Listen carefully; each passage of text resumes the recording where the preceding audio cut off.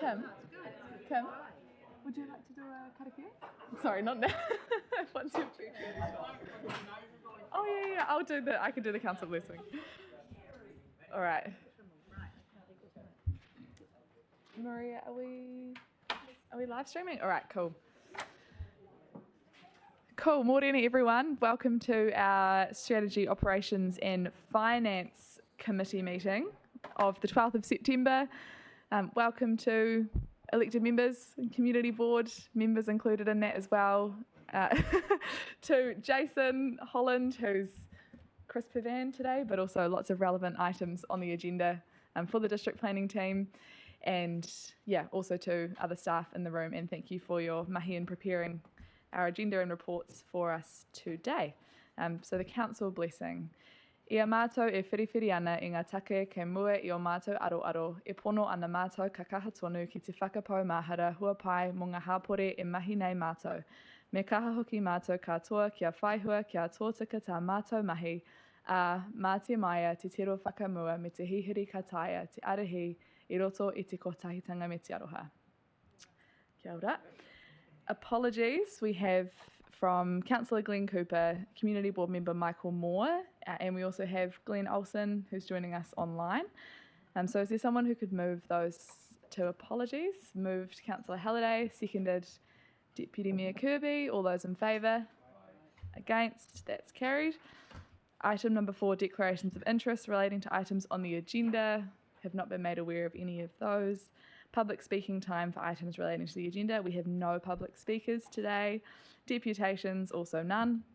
Members' business, leave of absences.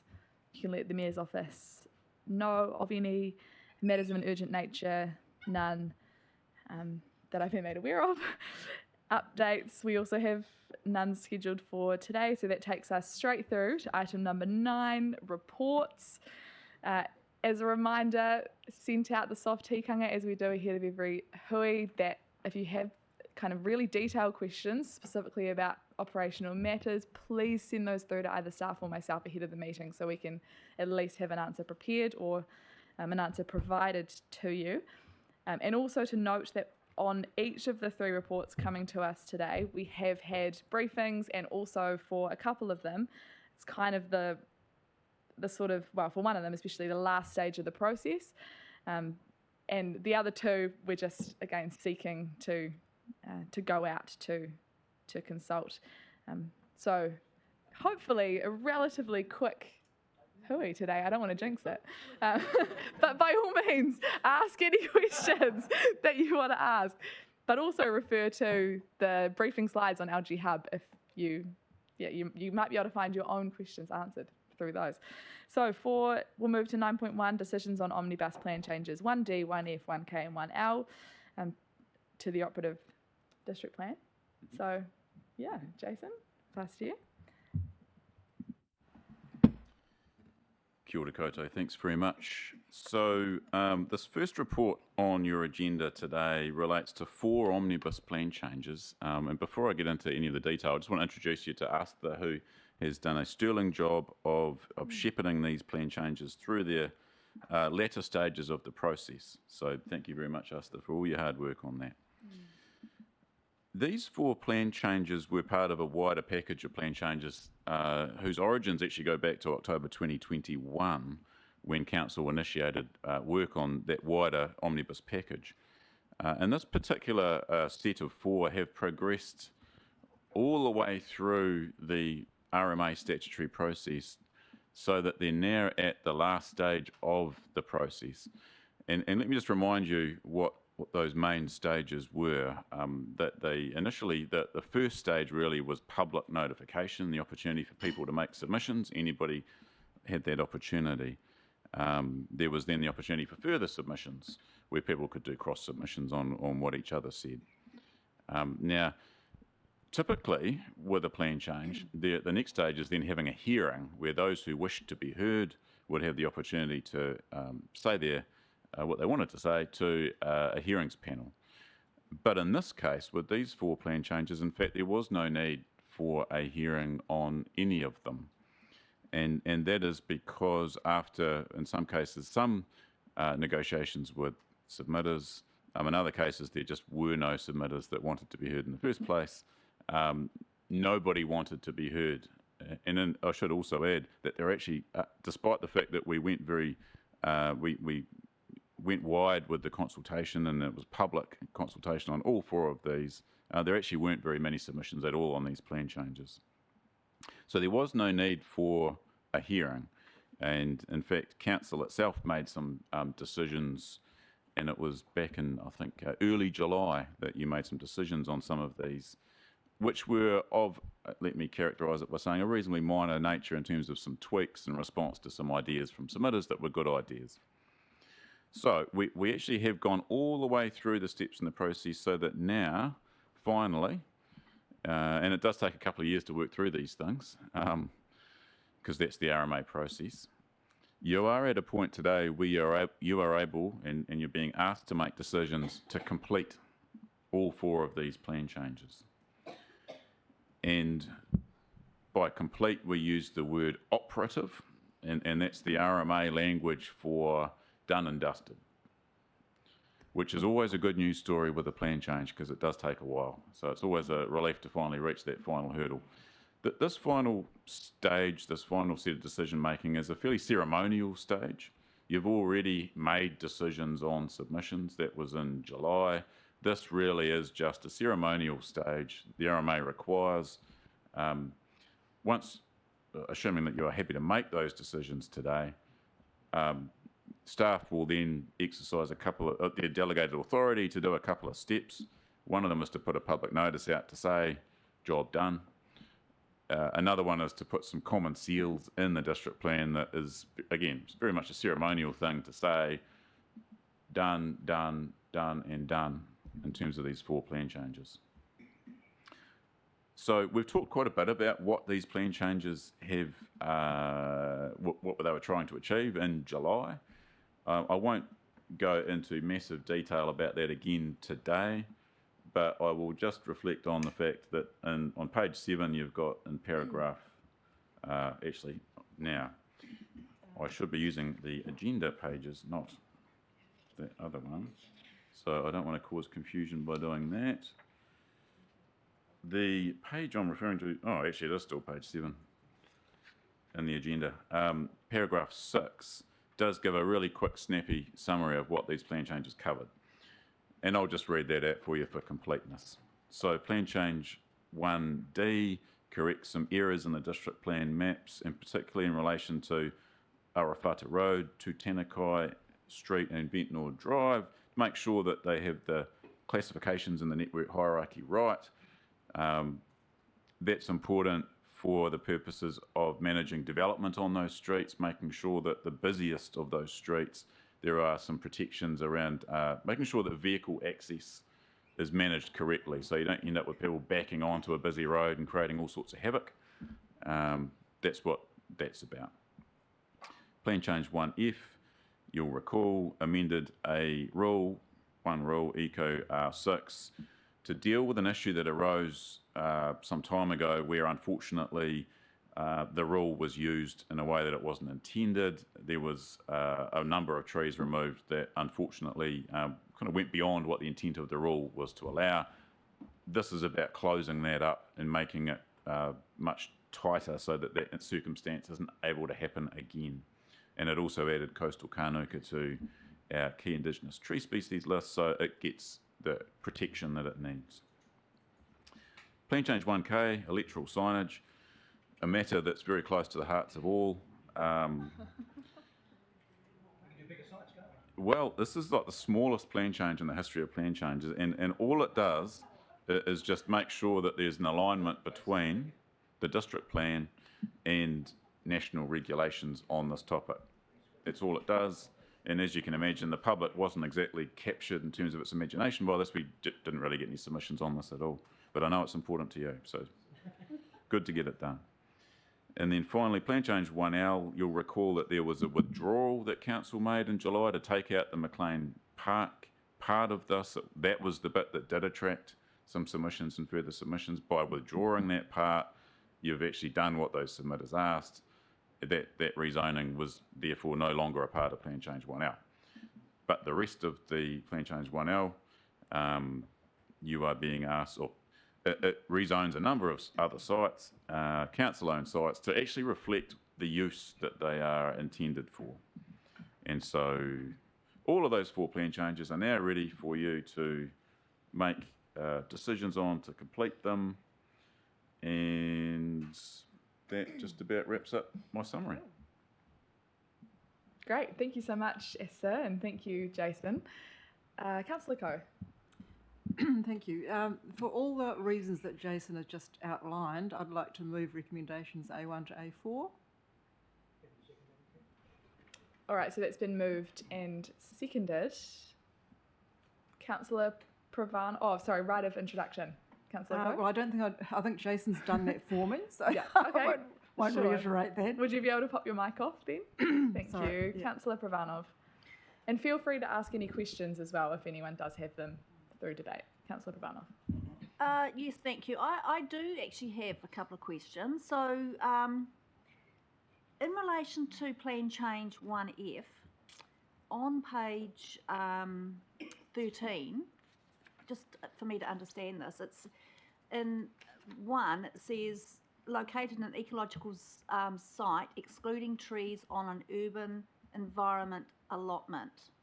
Okay? But then when you go down to the controlled activity, it's got general residential zone, high density residential zone, plus a few other things there. So I'm just trying to understand whether the urban areas are actually included in this or not, please. Yes, they are. So it also relates to all rural areas as well? That's right. It relates to all of those zones that are listed there. So if you have a zone that's listed there, then it is covered in terms of this particular rule. I should note that the plan change here was not about looking to change the application of the rule in terms of the zones that it was applying for. So there is no change to that through this plan change. That would be out of scope. It wasn't a part of the issue that the plan change was trying to create. So those are the list of zones that the rule applied for before this plan change. They haven't been changed as a result of this plan change. Okay, thank you. So the other one, when it comes to the control, to the standards, it's talking about modification. I don't see anything about removal of. So this, just to stress, this wasn't a plan change that was looking to review the full suite of rules around trimming, removal of trees, modification of trees. There are other rules that deal with other aspects of that suite of things, the trim, the chop. There's a full spectrum of things you can do to a tree. This rule, which was the rule that unfortunately had that circumstance I've described, it was this rule that caused that issue. So we've done a very, if you like, narrow, focused plan change with 1F to just deal with this rule. There are other rules that deal with other aspects of tree removal, etc., but they weren't subject to this plan change. So given the example that you said, and I'm not sure if I might know it or I may not, but if this rule was in place, if this district plan was in place at the time when that situation was occurring, those trees would not have been cut down? We are confident that were that same circumstance to apply, the new rule puts in a lot more checks and balances that mean that that would be far less likely to occur with this rule in place. And that's the entire purpose of the plan change. Okay, thank you. Thank you. Sorry, one more question. So Right, in just- relation to the list of trees, is there a mechanism to actually add to those trees on the tree list? Well, I suppose the protected trees. There is, and it's called a plan change under the RMA, and that's what this has done. And again, this wasn't intended to be a comprehensive review of the entire list. It was, we got some ecological advice that said, at the moment, pre this plan change, you've got protection for kānuka, which is like a reasonably big beastly thing. But poor little coastal kānuka is much more of a little sort of a dwarfy version. And if you don't have specific recognition of that dwarfy version, it can be, it's prone to not getting protected at all. So if you've only got kānuka, you're only protecting that height and diameter that kānuka is. Hence the need for the plan change. But again, if there was a need for a review of the whole list, that would be a Schedule 1 plan change. That's not what this was trying to do. Okay, and so just one other thing. So basically, exotic All right, last question. trees Councillor Mano. aren't necessarily included in those protected lists. Exotic trees aren't a key indigenous tree, so no, they wouldn't be eligible for inclusion in that. Okay, thank you. All right, thank you. Councillor Wilson, debate? I can't see it, but just in case, any of these plan changes in here, do they cut across any of the current issues, resource consent issues that we have? So is there anything that's live at the moment that this could alter that?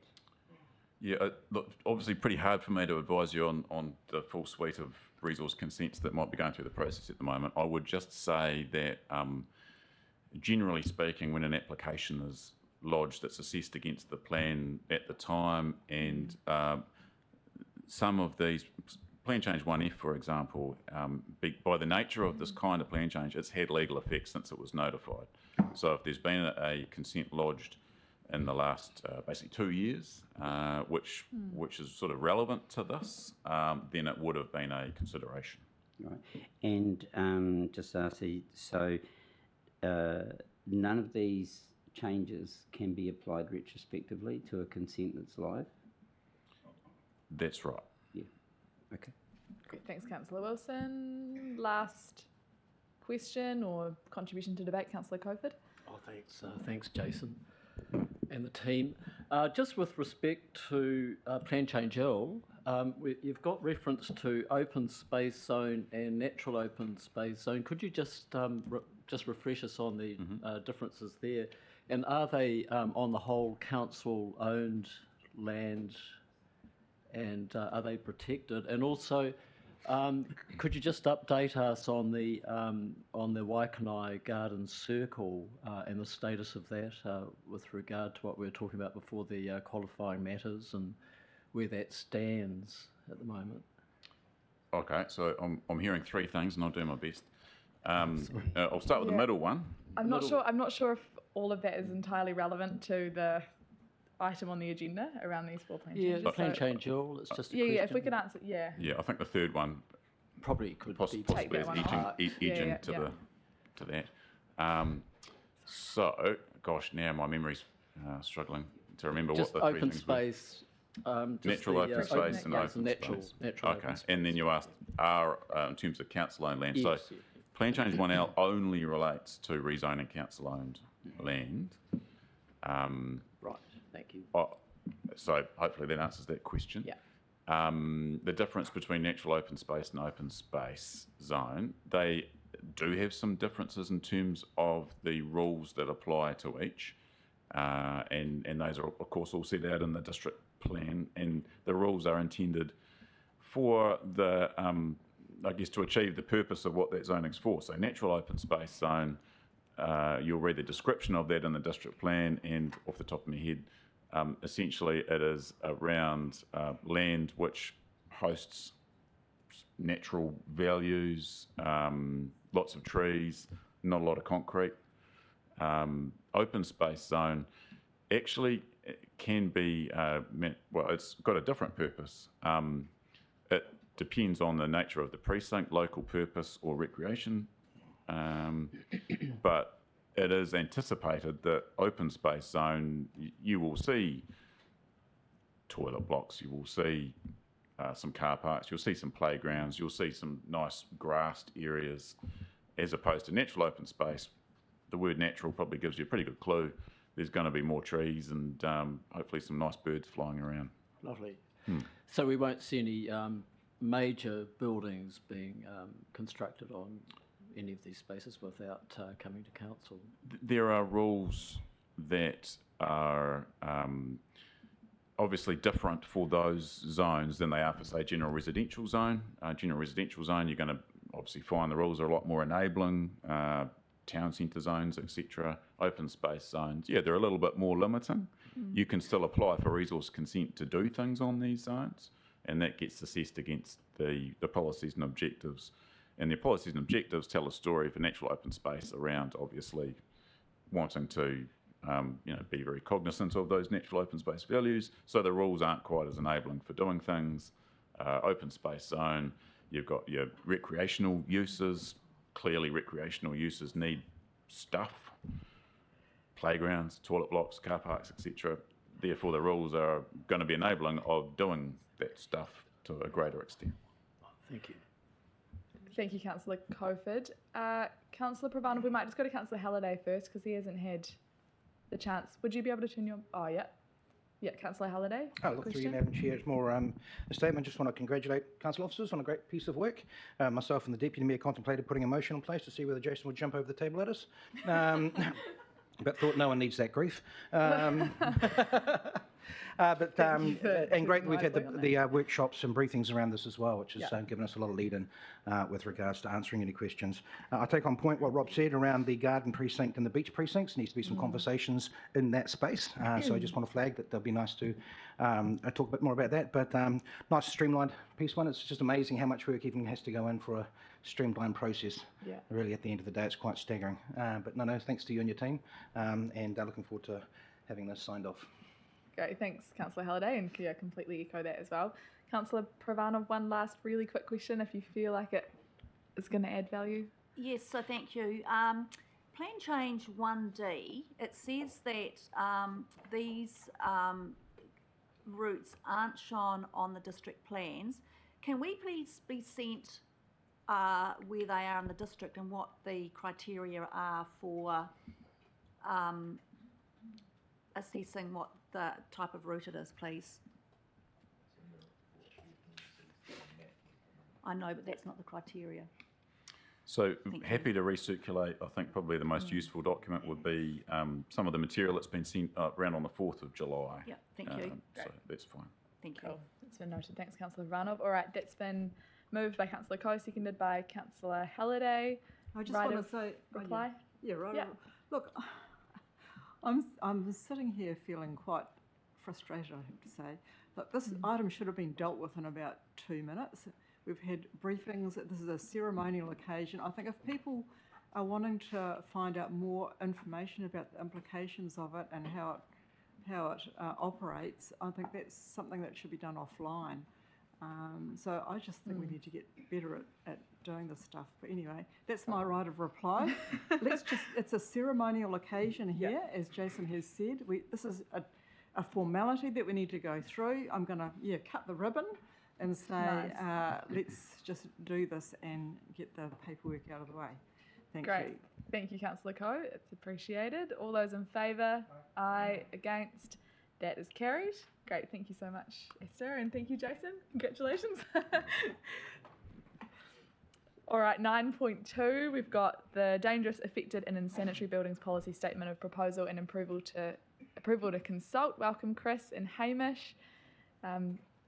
Similarly to what Councillor Coe mentioned with the last item, we have had a briefing on this where lots of questions were actually thrashed out and we did go into quite a bit of detail, and also the decision that's being sought today is just around the approval to consult. So if people could really think hard about whether they're questions are necessary right at this stage to help them make the decision on the recommendations to go out and consult, that would be really appreciated.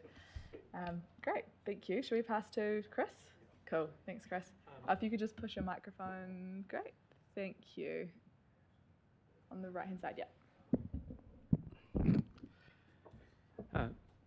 Kia ora koutou. You've had a briefing on this matter, this subject, this policy, so I'm not going to go in a great deal of detail. Basically, we're seeking approval to consult. We're required under the Building Act to have this policy in place, and we're required, if we make any changes, even very small changes to it, to take it out to consultation using the special consultative procedure of the Local Government Act. Basically, this policy, the changes that have been made are quite technical.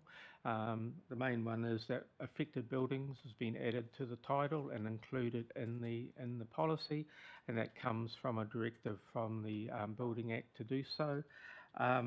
We've made some slightly stronger links to social and economic considerations, and making a consideration about whether a building is dangerous, affected or unsanitary. And for the bulk of the policy, we're bringing through from the previous policy using a risk-based approach based around the likelihood and consequence of a building failing. This policy doesn't include earthquake-prone buildings. They are covered by their own parts of the Building Act. And yeah, that's essentially it. One slight amendment, we're speaking with them services recently, probably looking at the 29th of October rather than the 31st of October to hold any hearings if any are required. Awesome, thank you, Chris. I'm aware Councillor Halliday is happy to move. Is there someone who would like to second recommendations? Councillor Coe, right of introduction. Just very, very briefly. Look, it was good, a good briefing, and it's been great seeing this Chinese, the increase in briefings and workshops around all this sort of thing. And as you noted, this is a process. So happy to get the process underway, and I'm sure we'll have some more conversation when the submissions start coming back in. Thank you, Madam Chair. Thank you, Mayor Holborough. Yeah, just to briefly say that these briefings we keep talking about, they're open. This one was held on the 15th of August. It was an open briefing, so that can be viewed by anybody who's interested in finding out more background information. Great point, thank you. Right of reply? No. All right, all those in favour? Aye. Against? That is carried. Thank you. Thanks, Chris. Thank you, Hamish. All right, now back to district planning. Andrew, yep. Awesome, welcome, Andrew. Oh, and Sandira as well? Yeah. Yeah, there's space, Sandira, so.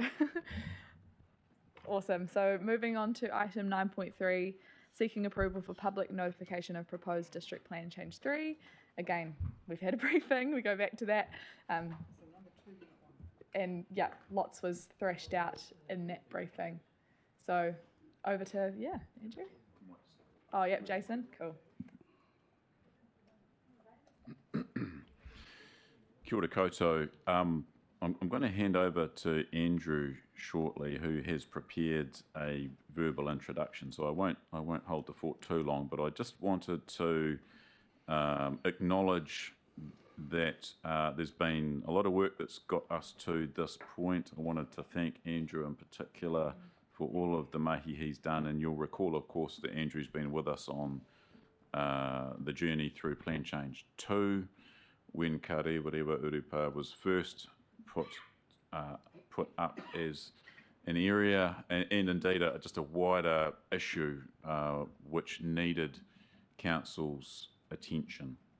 So thank you, Andrew, for all your hard work. I wanted to thank Sandira as well for all of the work that you do behind the scenes and coordinating and making all of this come together. And I wanted to thank those who also aren't here, who have also played their part in the district planning team. Fazala Abby and Alf have all at various times added great value. So it really has been a team effort. This is a significant day for council to consider this report. It is an opportunity for the committee today to close a loophole which has been created by a High Court decision whereby, unfortunately, it was found that the use of the intensification planning instrument was not legally the right vehicle for achieving the protection that this land, the evidence strongly suggests, requires. And so the court found that wasn't an appropriate vehicle, and they quashed the listing, which had been through the hearing process for Plan Change 2, and the merits of it had been found to be sound by the independent hearings panel. And the court, I need to stress, was not being asked to decide upon the merits of it. They were simply being asked to decide upon the legality of using that particular vehicle, the special legislation around the intensification planning instrument. Important point I wanted to make up front. I'm going to hand over to Andrew now, and he's going to give you an introduction to the report today. Thank you, Jason, and tēnā koutou ngā mema o tēnei komiti. Tēnā anō hoki ki te mana whenua tēnei takiwao kāpiti, tēnā tātou katoa. So the purpose of proposed Plan Change 3 is to recognise and protect Karewerewa Urupā by incorporating it as a site of significance to Māori into the district plan. Karewerewa Urupā is located at Waikanae Beach to the east of the confluence of the Waikanae River and the Waimiha stream. It's a place of significant spiritual, cultural and historic heritage value to tangata whenua, including Te Atiawa ki Whakarongotai. It was used as an urupā from the mid-19th century and is regarded by Te Atiawa as wāhi tapu.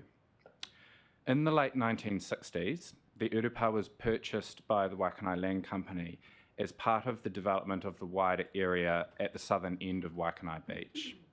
Since this time, approximately half of the 8-hectare site has been developed for housing, with the remaining half being undeveloped. Attempts to undertake further development in 2000 were stalled by the discovery of Kōiwi. In 2020, the Waitangi Tribunal published this report on Karewerewa Urupā. The report traverses in detail the history of the urupā, its values, the circumstances that led to the alienation of the land from its Māori landowners, and its subsequent development. This includes the decision in 1970 by the then Horowhenua County Council to remove, at the request of the Waikanae Land Company, the Māori cemetery designation that applied to the site in the Horowhenua County District Scheme. That's the precursor to the district plan. The removal of the designation by the council enabled urban development on the urupā. Karewerewa Urupā has already been given significant consideration as part of Plan Change 2.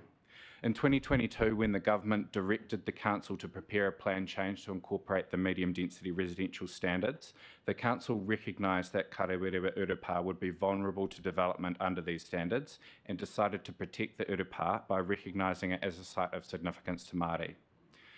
The council received submissions from tangata whenua and landowners, and the independent hearing panel heard these submissions as part of the hearings on Plan Change 2.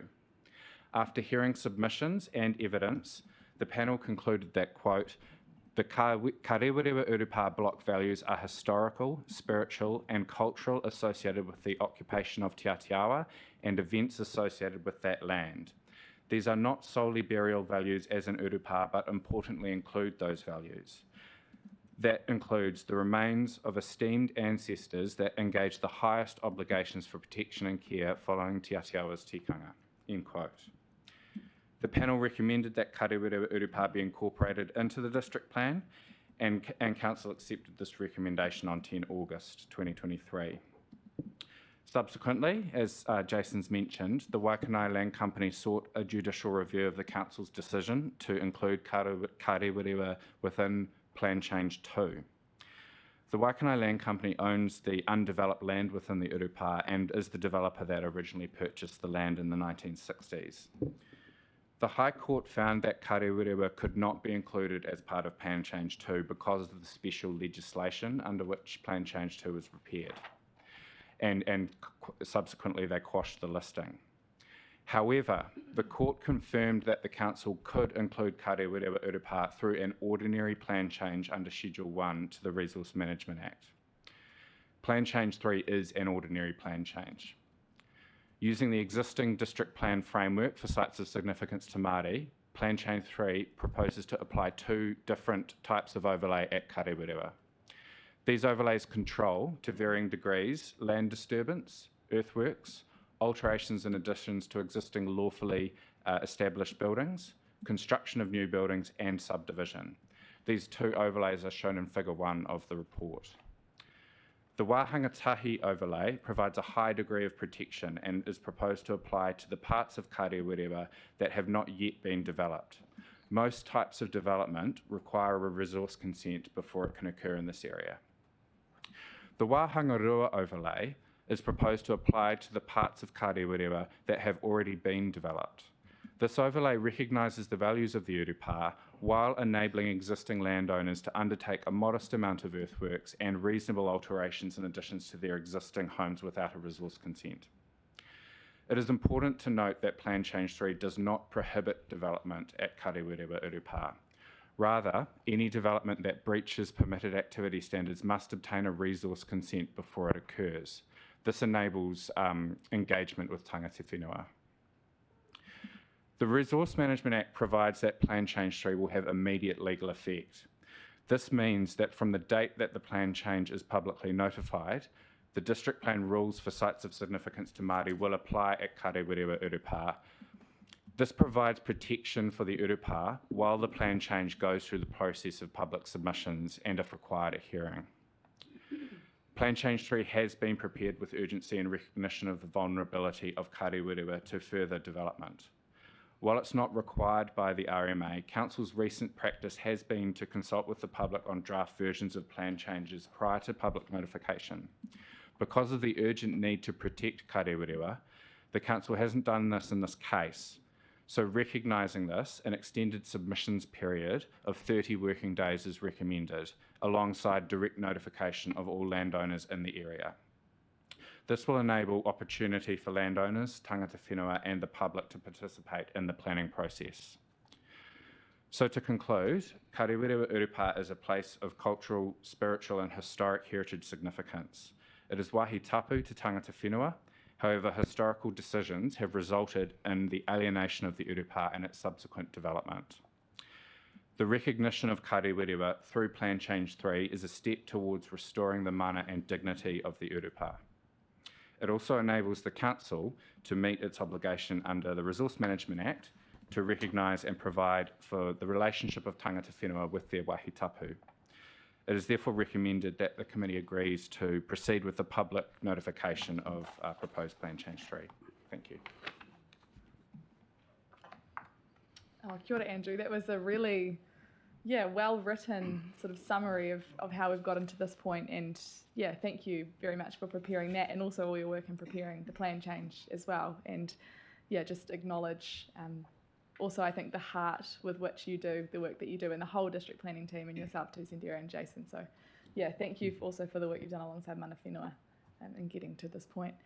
All right, Councillor Wilson. Yeah, I want to move the recommendations A through E. All right, thank you. Is there someone who would like to second? Seconded, Councillor Coe. Right of introduction, Councillor Wilson. I'll keep it really brief. What this does is acts to protect what's left of the Urupa. A lot of it has actually already been lost. In that regard, at some stage, I think there needs to be a formal apology offered for what happened there, and this will help that process. This has been incredibly well prepared, I have to say, and because as soon as you start diving into the High Court, it all gets really tricky, and I think that you've anticipated a whole bunch of things. So this is extremely well put together. So congratulations on that. Thank you, Councillor Wilson. Councillor Halliday. Yeah, I actually had a question, which that's not a, look, again, excellent summary, and that cover a couple of things I was interested in finding out about. Look, the only question I got is in relation to number 51, page 68, and it talks about challenging the Environmental Court. The principal legal risk associated with Plan 3 is the council's decision on submissions can be appealed in the Environment Court, Right of Appeal. So I guess what I'm alluding to is we can put this all in place, and for what I've just seen with the overlays, it doesn't stop people being able to make a resource consent with regards to putting an application in. What it does is it puts more barriers up with regards to protections in that space. But at the end of the day, if we do go through that entire process and we make a decision, and say, for example, the Waikanai Land Company is not happy with that decision, it could challenge it in the Environmental Court. Is that correct? That's correct, yep. Lovely, that's all. Thank you. Thank you for the clarity. Thank you, Councillor Coe. Oh, Councillor Coford, sorry. Oh, thank you. Councillor Coford. Thanks, Andrew, for that really good report. Hey, look, just a question. You referred to medium density residential standards, and okay, could the applicant go for that density, providing he goes for a resource consent with consultation? Is that the bottom line? Theoretically, but the policies for protecting sites of significance to Māori would kick in, and they're quite protective. So they would, you can never say never, but it would be very difficult to reconcile the policy to protect a site of significance to Māori with like a full noise, medium density residential standards development on the Urupā, which would lead the council towards, or certainly in the first instance, notification of the consent, and depending on how that goes, it would be a very challenging consent to justify granting. Thanks, Andrew. And just with respect to some councillors' comments about rushing these through, I think we should take all the time. I know we've had briefings before, but I think that we should still be able to discuss and debate these issues, because a lot of them are ongoing, particularly with respect to so-called protected land. We're having open spaces sort of challenged at the moment, and I'll refer to the Old Taki Racecourse. And okay, that's seemingly protected, but it's under threat at the moment with dense residential. And I just would like to confirm that these areas, particularly this one, is going to have a big debate with and protection with the tangata whenua, and when the developers do come in with their very dense MSD developments. Thank you. Okay, thank you. We'll go to Kim Tahiwi. Kia ora, no questions, just an acknowledgement to Jason and his team, and also to Hamish and his team, because when they come and sit with mana whenua and our wānanga with us, that everything's always very informative. They're very considerate of all our timeframes that we have and our processes that we have to go through, and in particular translating, which is often very technical information, into something that we can actually understand. So that's always very helpful. Just to say that your efforts don't go unnoticed, and we just thank you for all the time you do spend with us trying to translate this stuff so that we can understand it. That's all. Kia ora, Kim. Thank you. All right, so that's been moved and seconded. All those in favour? Aye. Against? And that is carried. Great, thank you so much. Thank you, Andrew, Sandera, Jason, and ngā mihi to the iwi Partnerships crew who just joined us for a little ka kite. All right. So, confirmation of minutes on page 70. Someone like to move those? Hang on, Deputy Madam Mayor. Chair, I'd like to pose a question on the minutes. Oh, okay, we'll just, I think we're in the middle of moving and seconding, so we'll just do that and then come to your question. So, moved by Deputy Mayor Kirby, seconded by Mayor Holbrook. Yep, over to you, Councillor Halliday. Yeah, look, this particular set of minutes include the situation with the tourism brand, etc. I just wanted to know, potentially, get a quick update where things are at with that, because that was left to lie on the table. things were noted, but the decision around branding and that sort of stuff was going to come back to us. It just hasn't come back yet. Just want to get some clarity around that. If possible, it doesn't have to happen right this second. Okay, if yeah. something can come via email would be appreciated. Sounds good. I think Councillor Coe just said it is going to come back, but yeah, there probably isn't someone in the room who could provide a fulsome update right now. So yeah, we can get something emailed. I'll talk with Chris about that. October? Yeah. Cool. No, it's fine. I just keeping it live. That's all. Okay, great. So that's the minutes have been moved and seconded. All those in favour? Aye. Against? That's carried. And thank you to the Deemed Services team for all your work diligently getting those done and sent out, and the fact that we see a draft copy and then the final one's confirmed. Cool. So we're on to our closing karakia. Is there someone who would like to close us in karakia? Otherwise, I don't mind doing it. Should close? Okay, cool. I'll close. So, kia tau ngā manaakitanga ki runga i a tātou katoa, kia hua ai te makihikihi e ki ana, kia toi te kupu, kia toi te reo, kia toi te wairua, kia tau te Māori, ki roto i a mātou mahi katoa i tēnei rā, haumie, huie, tā kie. Great. Thank you, everyone. Nice and efficient. Thanks for bearing with.